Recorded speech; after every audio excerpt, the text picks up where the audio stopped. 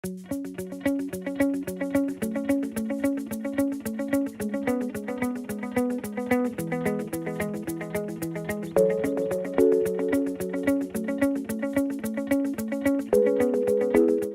ki je uvedla to stopnjo nujnosti zelo hitro, je začela veljati v oktobru 2017, uporabljati pa se je začela januarja 2018.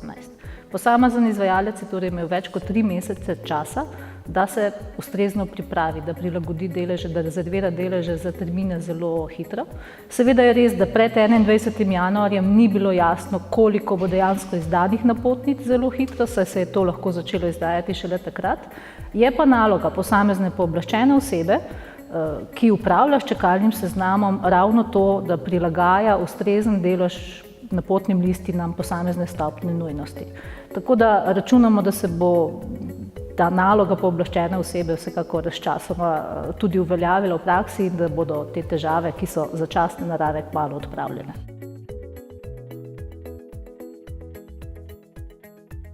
Stopnjo nujnosti zelo hitro smo uvedli na podlagi želja, pravzaprav stroke, zdravnikov, ki so pogrešali neko vmesno stopnjo nujnosti.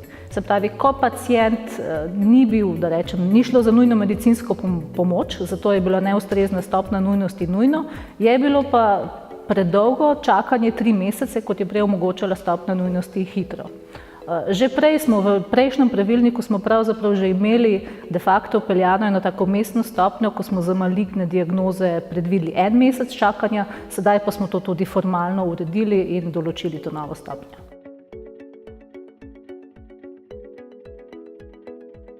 Stopnja nujnosti zelo hitro pomeni, da je zdravnik presodil, da je zdravstveno stanje pacienta tako resno, da potrebuje obravnavo v 14 dneh.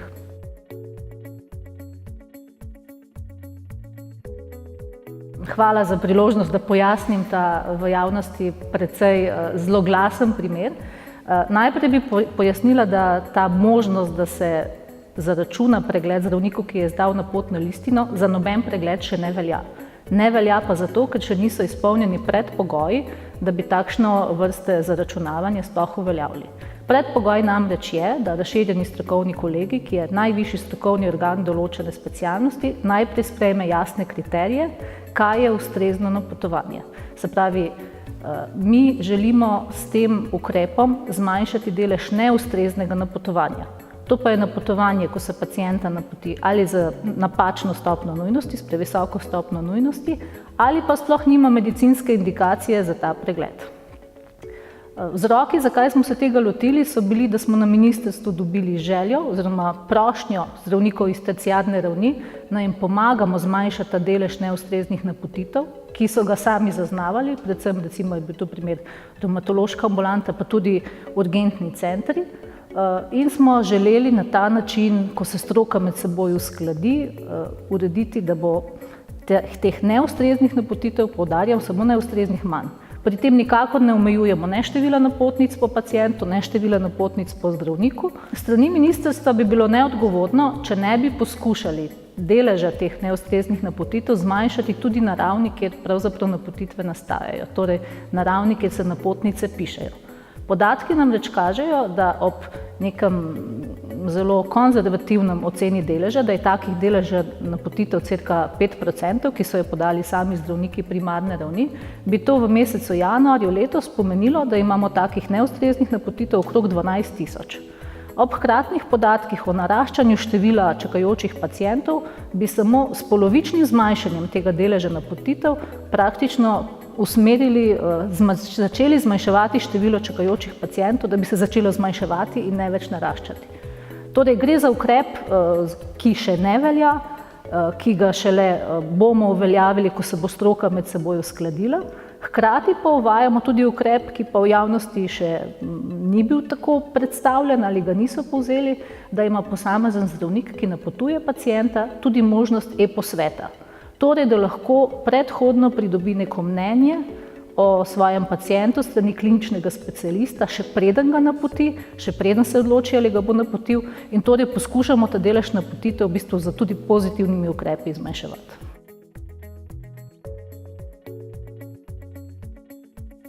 Na področju v bistvu roka za predložitev napotnice je prej veljala pravna praznina. Zdaj smo samo izenačili, določili nek rok tudi za napotne listine, podobno kot je že prej veljalo tudi za e-recepte, za naročilnice za medicinske pripomočke. Razlaga, ki smo jo prej morali dajati, ker so bila taka pravila, da lahko ima pacient doma 2 leti napotnico stopnje nujnosti nujno, potem pa z njo pride k izvajalcu, pa zahteva izvedbo storitve v roku 24 ur, se nam preprosto upira zdravi kmečki pameti. Ampak tako razlago smo morali prej podajati. Zdaj smo samo določili rok, v katerem mora pacient po izdaji napotnice se nekam naročiti, torej pokazati neko minimalno voljo, da se njegova zdravstvena težava seveda reši. Pri tem pa seveda nismo vplivali na napotnice za kontrolne preglede, za te roki ne veljajo, za določene preventivne preglede, tudi za nekatere storitve, kot je recimo porod. Se pravi, take logične storitve še zmeraj ti roki ne veljajo. Ali je to problem? Stališča obvladovanja čakalnih seznamov.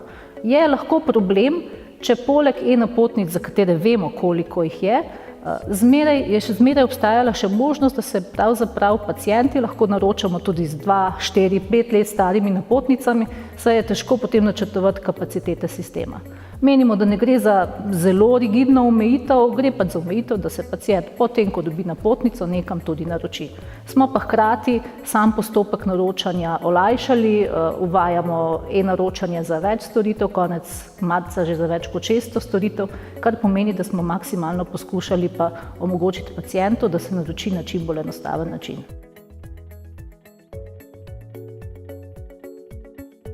Težko govorim, ker ne vem za točno konkretno zdravstveno storitev gre. Če pa gre za storitev, ki jo izvajalec sicer izvaja, predlagam, da se naroči na nek drugi način v tem trenutku, se pravi osebno, po elektronski pošti ali na pisno. Je pa dejansko to, da izvajalec ne omogoča e-naročanja, čeprav je to predvideno, dejansko kršitev po zakonu. In zato je pristojen zdravstveni inšpektorat. Tako da možno je konec koncev tudi prijava zdravstvenemu inšpektoratu.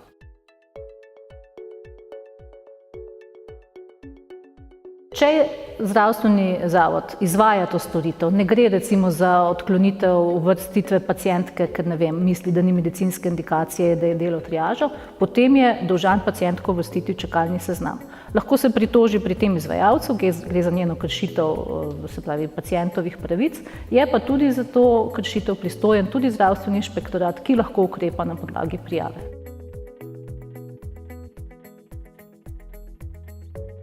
Pravilnik o naročanju izrecno določa, da za naročanje zadošča številka elektronske napotnice in ZZZS številka, če je bila seveda napotnica izdana v elektronski obliki. Torej gre za kršitev pacientovih pravic, če izvajalec v praksi zahteva od pacienta, da mu dostavi še papirnato potrdilo. Pacient se lahko pritoži pri samem izvajalcu, ki potem obravnava to kršitev. Ukolikor pa izvajalec e-naročanja ne omogoča, čeprav bi ga moral, pa gre celo za kršitev zakona in v tem primeru je pristojen tudi zdravstveni inšpektorat, kamor lahko podate prijavo.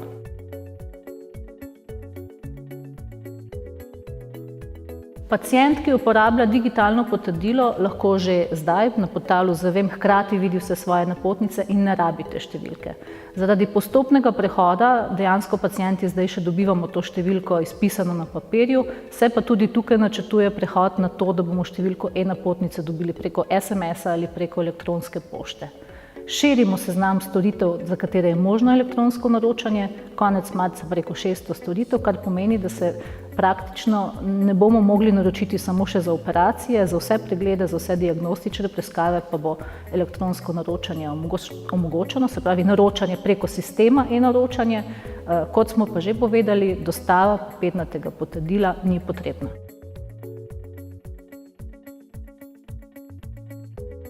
Zagotavljanje delovanja sistema je v pristojnosti naloga Nacionalnega inštituta za javno zdravje.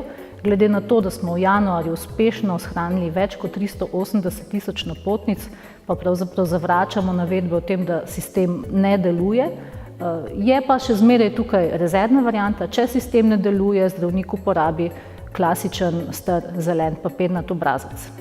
Kar se pa tiče samega neukvarjanja s pacienti, ko se izpolnjuje e-napotnica, Pa bi uvodoma pojasnili, da napotnica je dokument, s katerim zdravnik, ki jo izpolnjuje, prenaša svoja pooblastila na višje ravni zdravstvenega sistema. Pri tem je pomembno, da jo seveda izpolni kakovostno, kvalitetno in s čim več podatki. Z alergijami, anamnezo, morebitnimi kroničnimi boleznimi, se pravi celo drugo stranjo napotnice. In torej nikakor ne gre za administrativno opravilo, ampak gre za strokovno opravilo, ko je treba zdravniku predložiti čim več informacij, da bo ta ustrezno zdravil pacienta. Tukaj pa trdimo, da je prenos, se pravi kopiranje podatkov iz informacijskega sistema na napotnico učinkoviteje in hitrejše, kot če se to dela ročno. In menimo, da se postopek priprave napotnice ne more smatrati za neukvarjanje s pacientom.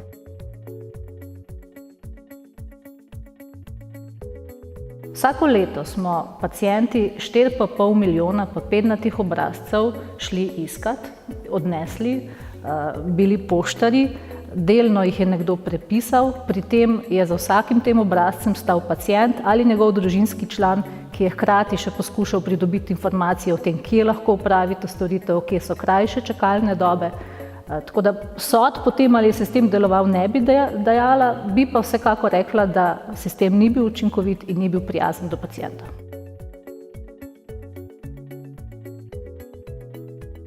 E-naročanje lahko delno skrajša, samo v nekem segmentu, namreč da bomo pacienti potem, ko bomo videli, kje lahko pridemo prej na vrsti, se mogoče bolj enakomerno razporedili med izvajalci. Da ne bomo šli čakati vsakič v najbližjo, recimo bolnišnico, ampak bomo pripravljeni se zapeljati tudi nekaj kilometrov dlje, zato da bomo prej na vrsti.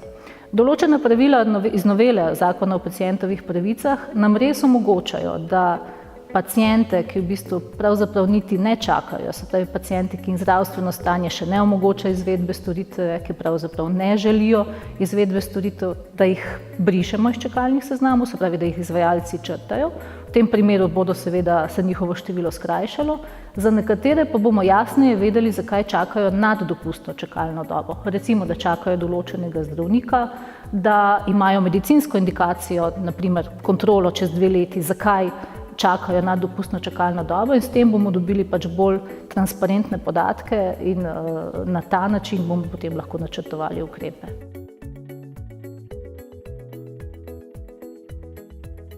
Vsak izvajalec ima odgovorno osebo za čakalni seznam, tako da v tem primeru, ali je šlo za kršitev pacientovih pravic, težko, kolikor ni ustrezno bilo pojasnjeno, predlagam, da posreduje konkretnejše informacije nam, pa da se vključimo v reševanje zadeve.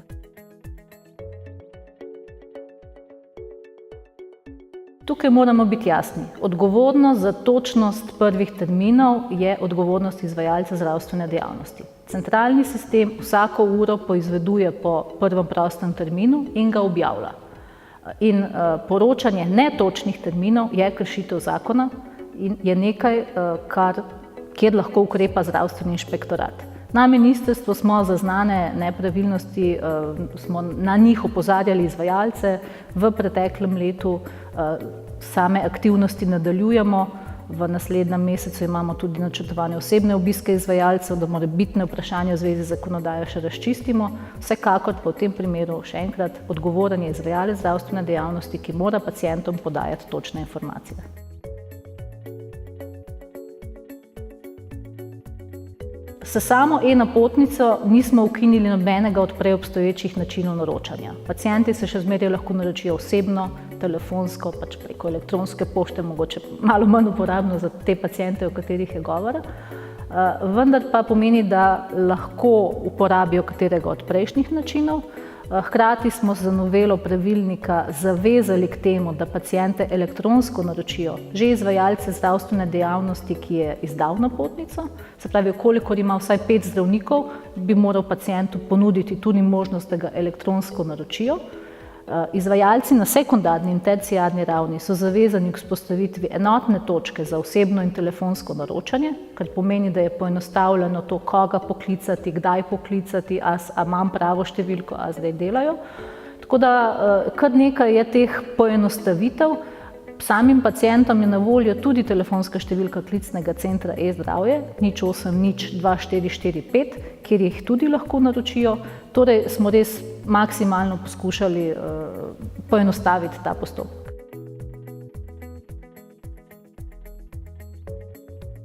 Podatke iz e-napotnic lahko vidijo samo za to pooblaščeni uporabniki. Sam sistem e-zdravja ni širil kroga teh uporabnikov, ki pač potrebujejo dostop zaradi tega, ker ali upravljajo čakalne sezname, ali sodelujejo pri zdravljenju pacienta, ali naročajo pacienta. Te navedbe v medijih, ki so bile precej, da rečem, mogoče celo zlonamerne, dejstvo, da sam sistem e-zdravja ne omogoča prekomernega obsega, nam je potrdil tudi informacijski pooblaščenec, ki nam je poslal odziv na navedbe v medijih, torej sama pooblastila so zakonita in so skladna s tem pooblastili, ki jih pač to zdravstveno osebje in zdravstveni sodelavci potrebujejo. Pri tem pa poudarjam, da vsakega od njih zavezuje poklicna molčečnost, torej nikakor ne gre za to, da bi kdorkoli videl karkoli.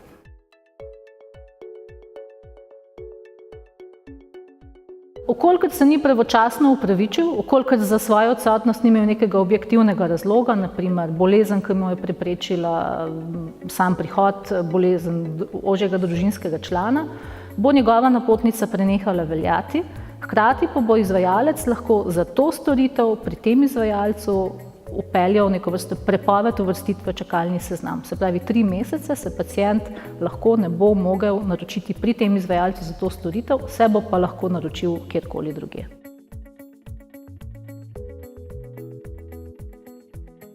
Pacienti smo dobili dolžnost, da se od termina pravočasno opravičimo, se pravi, da načrtujemo našo odsotnost, da vemo, da bomo na samo storitev prišli in samo takrat se naročimo. Pri tem, ko izbiramo izvajalca, moramo biti tudi bolj pazljivi, se pravi, izvajalca lahko zamenjamo samo enkrat lahko odpovemo naš termin. Predvsem pa imamo sedaj to novo dolžnost, da napotne listine predložimo v roku, se pravi, potem, ko jih dobimo, da jih v 5 dneh za zelo hitro oziroma 14 dneh za hitro in redno predložimo izvajalcu. Pri tem pa smo to možnost elektronskega naročanja maksimalno poenostavili in jo v marcu mesecu tudi širimo na več kot 600 storitev.